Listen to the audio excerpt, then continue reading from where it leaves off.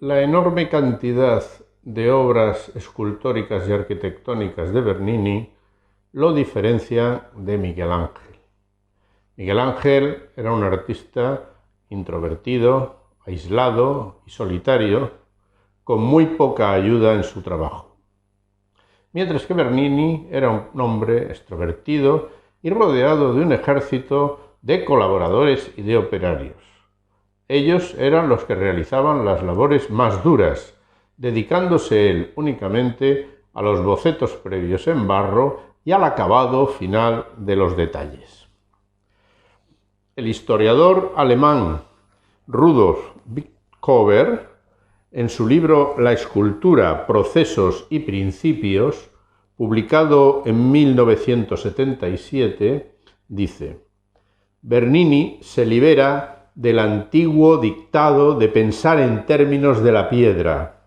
Rechaza la limitación renacentista de la forma del bloque único y se dispone a concebir figuras de contornos zigzagueantes con extremidades que se disparan hacia el exterior, estando siempre dispuesto a utilizar más de un bloque de mármol para una sola figura.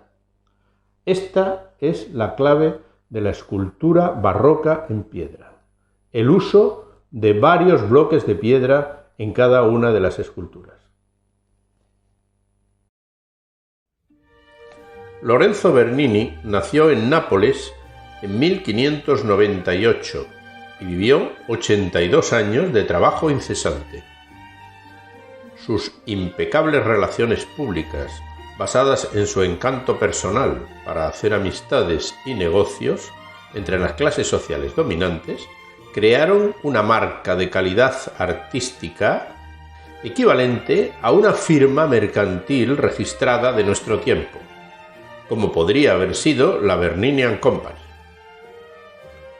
La industrialización del proceso artístico convirtió al artista italiano prácticamente en una firma comercial altamente demandada por su capacidad para la producción de cualquier obra escultórica, en todo tipo de materiales, sin límite de dimensión ni de precio.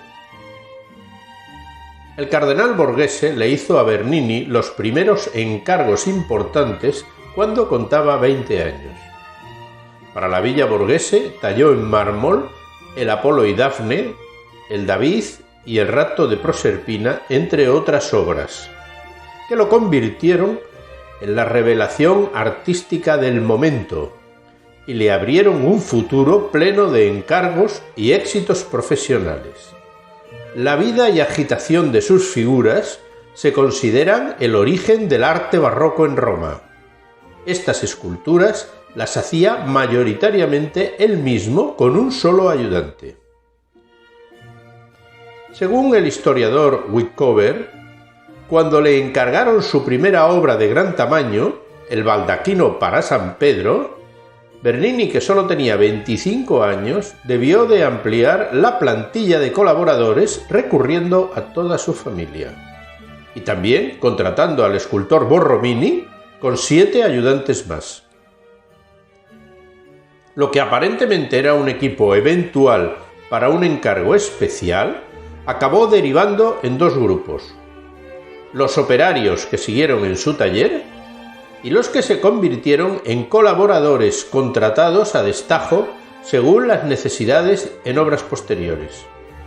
Cuando se estudia a Bernini, además de arte, hay que hablar de economía empresarial. Miguel Ángel y Carlo Maderno habían dejado los interiores de la Catedral de San Pedro en una tonalidad grisácea, carente de lujos y ornamentos, con una solemne austeridad arquitectónica, hasta que el Papa Inocencio X le encargó a Bernini la decoración masiva de los muros, con relieves de gran tamaño, retratos papales, ángeles y adornos de todo tipo. Tan enorme empresa precisaba algo más que un escultor virtuoso. Requería un empresario de alto riesgo en todos los sentidos, dado las dimensiones de las figuras el andamiaje desplazable y la maquinaria precisa para mover masas escultóricas en distintos materiales durante un largo periodo de tiempo. La consecución y selección de toneladas de mármol en las canteras formaba parte de la actividad empresarial que necesariamente debía delegar. Tenía que conseguir bloques de enormes dimensiones que sus ayudantes desbastaban hasta la forma final.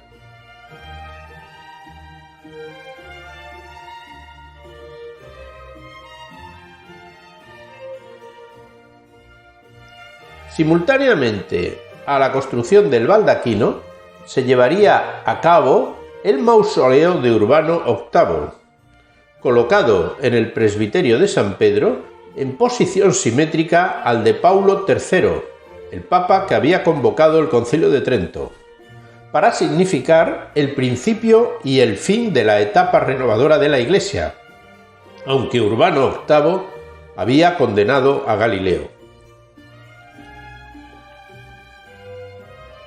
Con tantos encargos, a mediados de la década de los años 1640, contrató a 39 escultores, copando el mercado profesional de Roma con los mejores artistas trabajando para él, a los que como mucho les daba una somera orientación artística o un boceto en barro.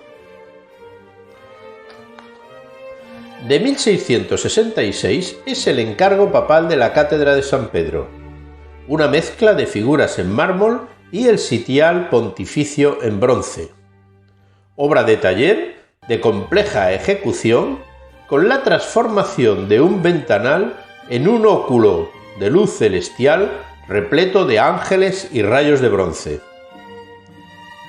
Este efecto sobrenatural de la luz ya lo había utilizado en el Éxtasis de Santa Teresa, donde la obra escultórica invade completamente el espacio arquitectónico de una capilla.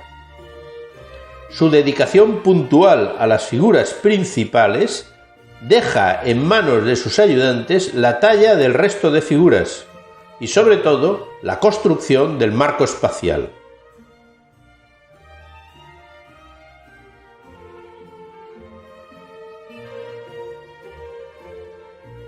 Toda esta forma de afrontar la profesión derivó en una participación del artista cada vez menor en la materialización de las esculturas. El maestro no podía decidirlo todo, dado su tren de vida, sus viajes, su actividad social y sobre todo su edad, ya que cuanto mayor era, más encargos aceptaba, hasta su mismo fallecimiento en 1680. Y no se olviden que además era arquitecto, construyendo, entre otras muchas obras, la columnata de San Pedro.